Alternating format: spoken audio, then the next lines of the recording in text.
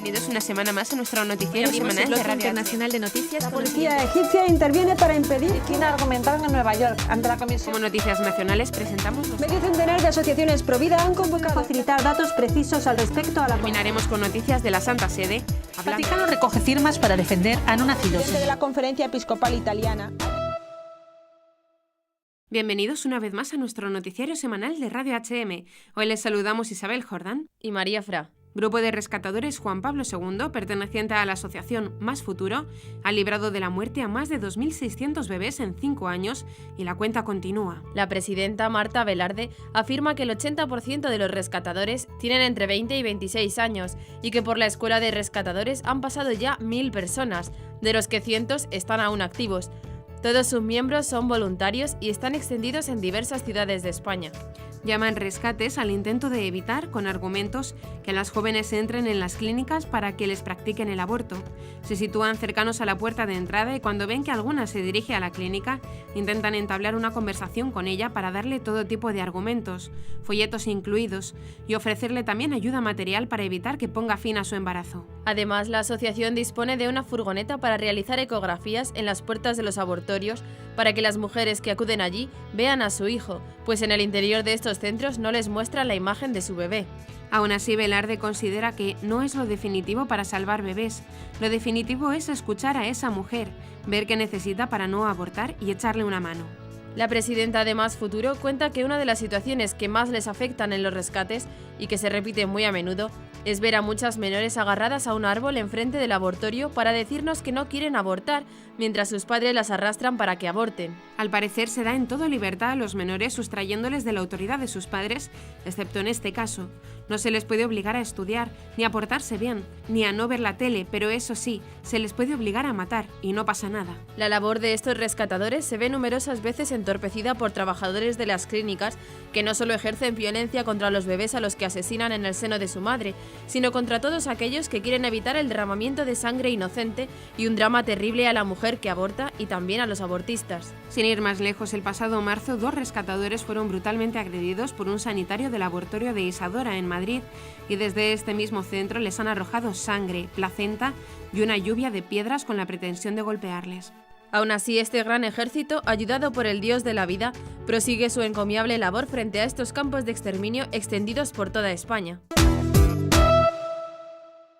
Comenzaremos con las noticias de interés internacional. Ecuador, miles de personas exigen no aprobar el aborto en Ecuador. Irak, cristianos iraquíes reconstruyen monasterio. Canadá, vuelven a arrestar a la canadiense Mary Wagner por defender la vida. Reino Unido, médicos quieren acabar con la vida del bebé Alfie Evans. India, gobierno alaba el papel de la Iglesia y la anima en su misión. Pasaremos después a las noticias nacionales. La ruptura unilateral no es conciliable con la conciencia católica rectamente formada. Jóvenes golpean a un hombre por llevar tirantes con la bandera de España. Campaña de Navidad de Cáritas. Sé parte de la solución contra la pobreza. Colegios eliminan a Jesús de los villancicos. Ayuda a la Iglesia necesitada lanza campaña Ayúdales a volver. Y por último, comentaremos algunas de las noticias más destacadas de la Santa Sede. Papa Francisco envía videomensaje a los jóvenes por Navidad. Enviado del Papa Francisco aclara situación de peregrinaciones a Medjugorje. El Papa pide a los hospitales católicos eviten el empresarialismo. Papa Francisco. De ella queremos aprender a ser iglesia con rostro mestizo. Papa Francisco. ¿Por qué ir a misa los domingos?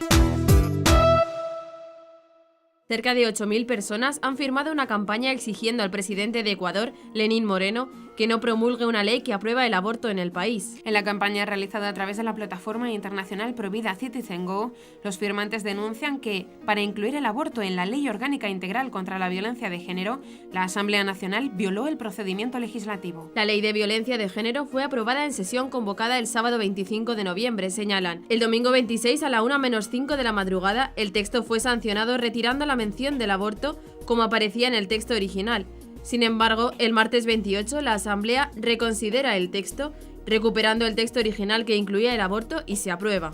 Según el artículo 150 del Código Orgánico Integral Penal de Ecuador, el aborto es un delito no punible en caso de peligro para la vida o salud de la mujer embarazada y si este peligro no puede ser evitado por otros medios, así como si el embarazo es consecuencia de una violación en una mujer que padezca la discapacidad mental. Para los firmantes resulta evidente que el cambio de última hora viola el procedimiento legislativo, así como los principios de transparencia y publicidad del debate legislativo.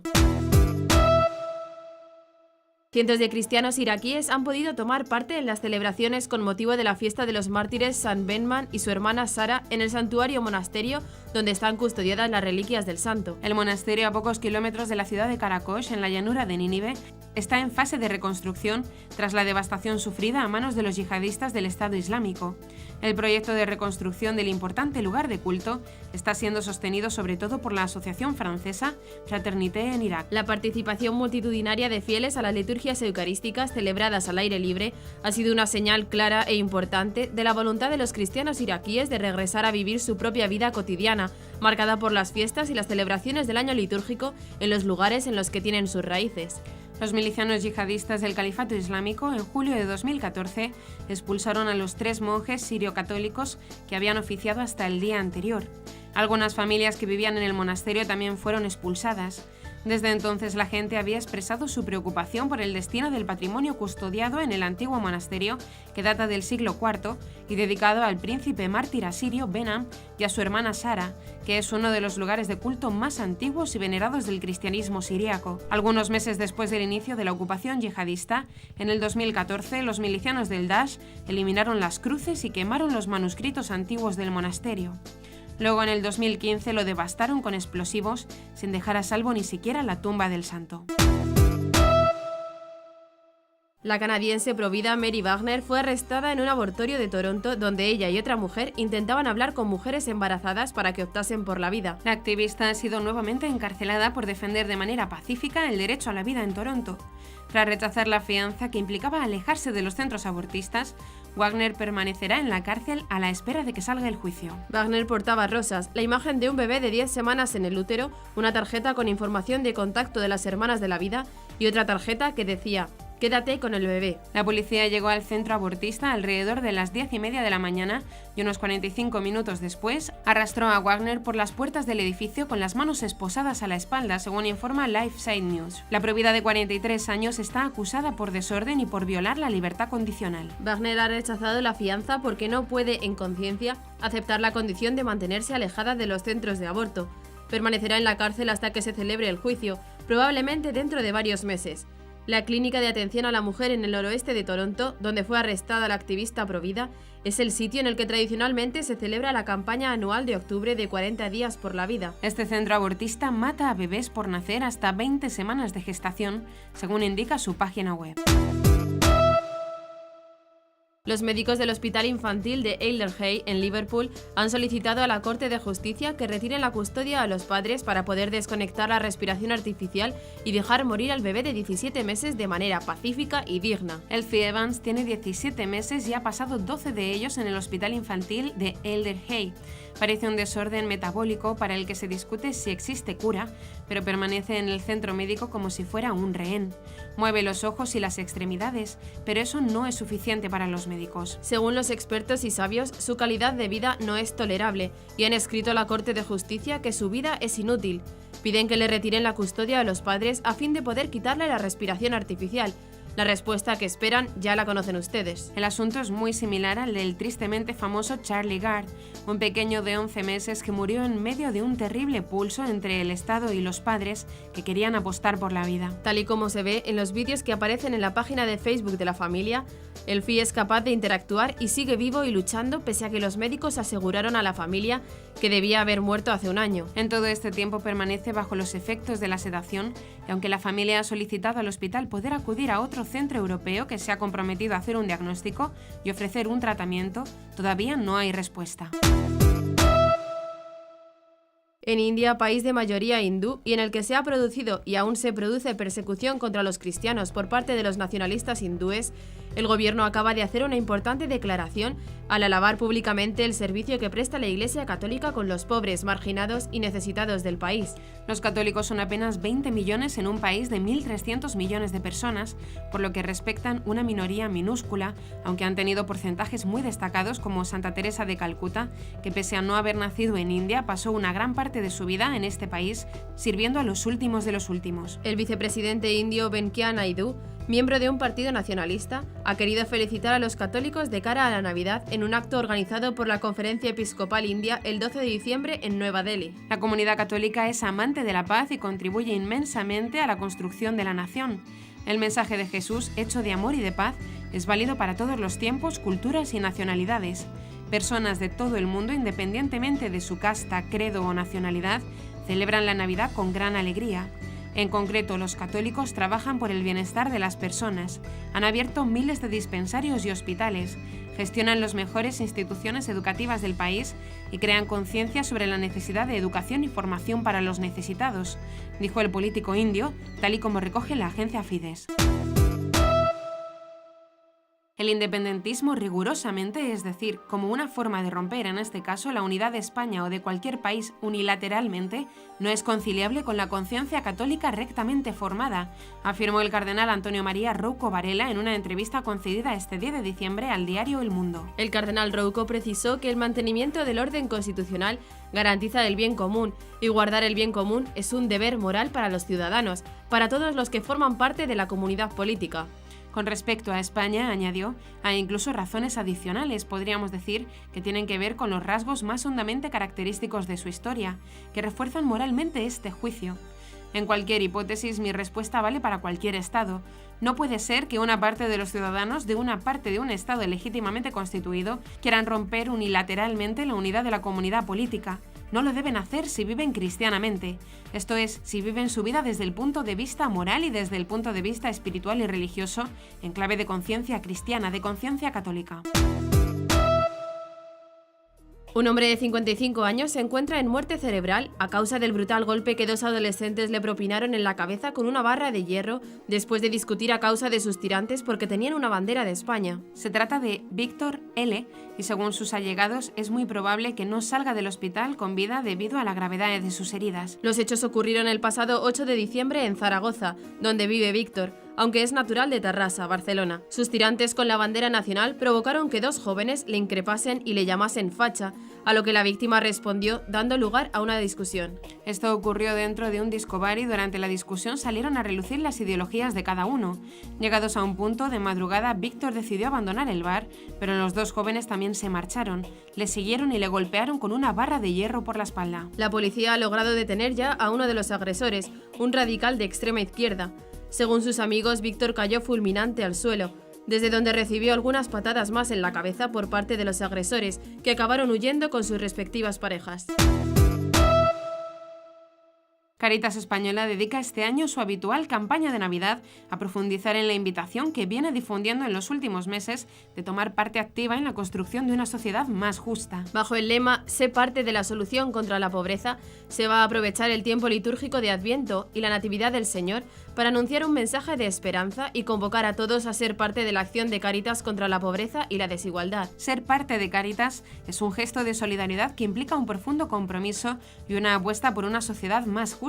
Se señala en los materiales que se han editado para difundir de forma masiva esta campaña de Navidad a toda la base social de Cáritas, tanto a los actuales donantes como a los ciudadanos particulares, empresas e instituciones. La campaña de Navidad apela a la verdadera naturaleza de la misión de Cáritas, que es la de dar respuesta a las realidades de pobreza y exclusión social de nuestra sociedad, y sentirse animados por una misión permanente e irrenunciable, ser iglesia pobre y para los pobres. Es una invitación a ser agente de escucha, acogida, acompañamiento y alivio de las personas y familias en riesgo de exclusión, a proteger su dignidad y a garantizar su acceso a los derechos humanos.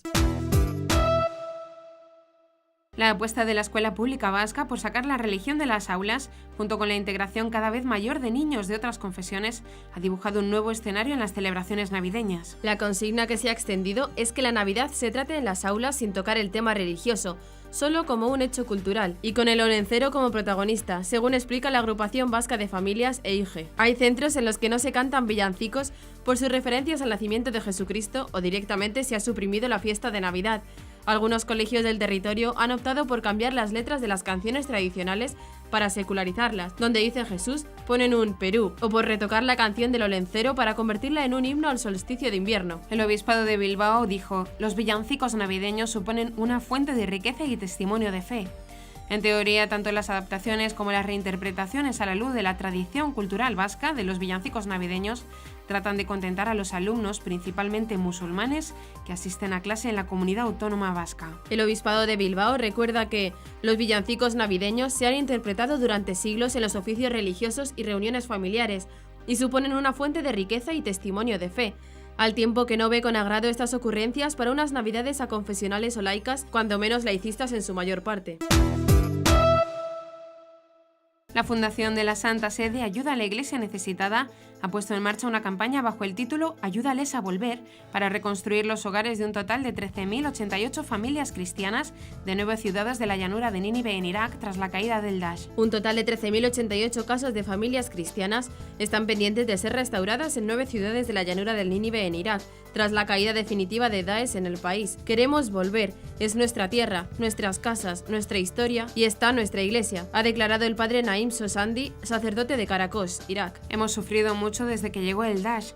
Han sido 3 años muy duros, pero poco a poco vamos a reconstruir nuestras vidas, porque aunque hemos perdido todo, tenemos una fe muy grande en Jesucristo. La vuelta a Nínive es difícil, pero los cristianos quieren volver y celebrar la Navidad en casa. Es hora de volver, ha añadido el padre Naim. La Fundación de la Santa Sede Ayuda a la Iglesia Necesitada lanza la campaña Ayúdales a volver con el objetivo de reconstruir la presencia cristiana en Nínive. Este será el proyecto de mayor envergadura realizado por la institución en su historia, en el que están unidas las 23 oficinas que tiene en distintos países del mundo. Hemos ayudado a la Iglesia de Irak con más de 34 millones de euros desde que llegó el Daesh y ahora vamos a estar a su lado para que los cristianos de Nínive puedan regresar, ha afirmado Javier Menéndez Ros, director de ACN España.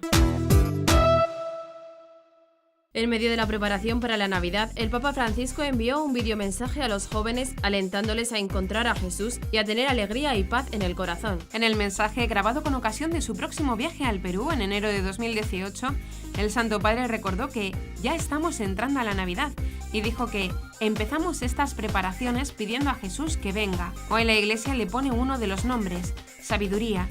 Jesús es nuestra sabiduría, dijo. Y nosotros queremos estar abiertos a esa sabiduría. No es estudiar, es tener ese sentir cristiano en el corazón.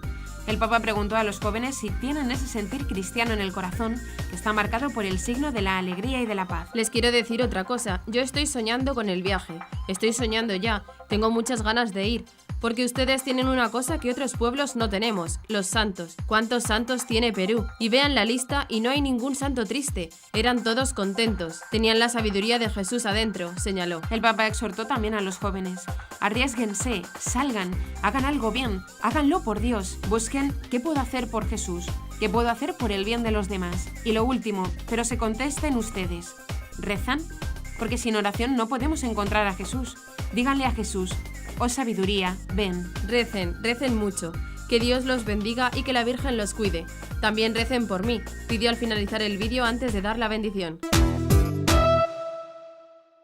Monseñor Henrik Hosser, enviado del Papa Francisco para Medjugorje, aclaró en entrevista con un medio italiano que si bien se pueden organizar peregrinaciones de oración, estas tienen que ser espirituales y no referidas a las apariciones de la Virgen a los videntes. Monseñor Hosser hizo esta aclaración después de que varios medios hicieran eco de unas declaraciones suyas el 7 de diciembre al sitio web católico Aleteia, donde dijo que el culto en Medjugorje está permitido, no está prohibido y no debe hacerse en secreto. Hoy, las diócesis y otras instituciones pueden organizar peregrinaciones oficiales. No hay ningún problema, añadió. En entrevista con el diario italiano Il Giornale, el arzobispo dijo que es verdad lo que dije, aunque tal vez un poco exagerado en el tono, pero es absolutamente auténtico que se puede organizar peregrinaciones de oración a Medjugorje sin ningún problema, siempre que sean espirituales y no referidas a las apariciones de la Virgen a los videntes. En ese sentido, ante la insistencia del medio, el arzobispo emérito de Praga dijo que se debe distinguir entre el culto y las apariciones. Si un obispo quiere organizar una peregrinación de oración a Medjugorje para rezar a la Virgen, puede hacerlo sin problemas, pero si se trata de peregrinaciones organizadas para ir allá por las apariciones, no se puede, no hay autorización para hacerlo. El Papa Francisco ha enviado una importante advertencia a los hospitales católicos en el mensaje de la Jornada Mundial del Enfermo del próximo año para pedirles que eviten el empresarialismo, es decir, convertirse en meros negocios que descarten a los pobres. Francisco asegura que la historia de la Iglesia respecto a la atención de los enfermos es un legado que ayuda a preservar los hospitales católicos del riesgo del empresarialismo, que en todo el mundo intenta que la atención médica caiga en el ámbito del mercado y termine descartando a los pobres. En el texto el pontífice señala que la cruz no representa una tragedia sin esperanza, sino que es el lugar donde Jesús muestra su gloria y deja sus últimas voluntades de amor, que se convierten en las reglas constitutivas de la comunidad cristiana y de la vida de todo discípulo. Al mismo tiempo expresa que la vocación materna de la Iglesia hacia los necesitados y los enfermos se ha concretado en su historia bimilenaria en una rica serie de iniciativas en favor de los enfermos. Esta historia de dedicación no se puede olvidar, algo que continúa hoy en todo el mundo. En todas partes trata de cuidar incluso cuando no puede sanar. La imagen de la Iglesia como un hospital de campaña que acoge a todos los heridos por la vida es una realidad muy concreta, porque en algunas partes del mundo solo los hospitales de los misioneros y las diócesis brindan la atención necesaria a la población, dice el mensaje. El Santo Padre ha celebrado la Eucaristía en la Basílica Vaticana este 12 de diciembre de 2017 con ocasión de la fiesta litúrgica de la Beata Virgen María de Guadalupe. En la homilía, Francisco hace un paralelismo entre Isabel y el indio Juan Diego, dos personajes que se sintieron poca cosa a los ojos de la Virgen. Así podemos vislumbrarlo en el indiecito Juan Diego cuando le dice a María: yo en verdad no valgo nada, soy mecapal, soy cacatzle, soy cola, soy ala, sometido a hombros y a cargo ajeno. No es mi paradero ni mi paso allá donde te dignas enviarme. ¿Quién soy yo para que la madre de mi Señor venga a visitarme? Son las palabras de Isabel. La mujer marcada por el signo de la esterilidad la encontramos cantando bajo el signo de la fecundidad y del asombro, señala el Papa Francisco. La Madre de Dios es figura de la Iglesia, como dice el Lumen Gentium en el número 63, y de ella queremos aprender a ser Iglesia con rostro mestizo, con rostro indígena, afroamericano, rostro campesino, rostro cola, ala, cacatzle, rostro pobre, de desempleado, de niño y niña, anciano y joven, para que nadie se sienta estéril ni infecundo, para que nadie se sienta avergonzado o poca cosa, sino al contrario, para que cada uno, al igual que Isabel y Juan Diego, pueda sentirse portador de una promesa, de una esperanza y pueda decir desde sus entrañas, Abba, es decir, Padre. Desde el ministerio de esa filiación que, sin cancelar los rasgos de cada uno, nos universaliza constituyéndonos pueblo. Hermanos, en este clima de memoria agradecida por nuestro ser latinoamericanos, cantemos en nuestro corazón el cántico de Isabel, el cántico de la fecundidad, y digámoslo junto a nuestros pueblos que no se cansan de repetirlo. Bendita eres entre todas las mujeres y bendito es el fruto de tu vientre, Jesús, ha señalado el Papa. En una nueva catequesis sobre la misa, el Papa Francisco se preguntó en la audiencia general de este miércoles 13 de diciembre, celebrada en el aula Pablo VI del Vaticano, ¿para qué ir a misa el domingo? La celebración dominical de la Eucaristía está en el centro de la vida de la Iglesia, fue la respuesta del Santo Padre. Profundizando más, el pontífice explicó que los cristianos vamos a misa el domingo para encontrar al Señor resucitado, o mejor, para dejarse encontrar por Él, escuchar su palabra, alimentarse en su mesa, y así hacerse iglesia, es decir, hacerse parte del cuerpo místico viviente hoy en el mundo. Esta realidad estuvo muy presente en la Iglesia desde el principio, así lo comprendieron los discípulos de Jesús desde el primer momento, los cuales celebraron el encuentro eucarístico con el Señor en ese día de la semana que los hebreos denominaban el primero de la semana y los romanos el día del sol, porque aquel día Jesús resucitó de entre los muertos y se apareció a los apóstoles hablando con ellos, comiendo con ellos y enviándoles el Espíritu Santo. Incluso, continuó Francisco, la gran efusión del Espíritu en Pentecostés tiene lugar el domingo. Por esta razón, el domingo es un día santo para nosotros, santificado a la celebración eucarística, presencia viva del Señor entre nosotros. Por lo tanto, es la misa la que hace el domingo cristiano. ¿Qué clase de domingo es para un cristiano? Aquel en el que falta el encuentro con el Señor. El Papa hizo un llamamiento a los cristianos a valorar la misa dominical. Por desgracia, hay comunidades cristianas que no pueden gozar de la misa cada domingo. También esos están llamados en ese día a recogerse en oración en el nombre del Señor, escuchando la palabra de Dios y manteniendo vivo el deseo de la Eucaristía. Algunas sociedades secularizadas han perdido el sentido cristiano del domingo iluminado por la Eucaristía, lamento. En este contexto es necesario revivir esta conciencia para recuperar el sentido de la fiesta, de la alegría, de la comunidad parroquial, de la solidaridad, del descanso que restaura el alma y el cuerpo. De todos estos valores es maestra la Eucaristía domingo tras domingo, destacó. Subrayó que no vamos a la misa para dar nada a Dios, sino para recibir de Él aquello de lo que tenemos necesidad. En conclusión, ¿para qué vamos a misa el domingo?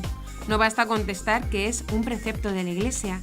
Esto ayuda a conservar su valor, pero por sí mismo no basta.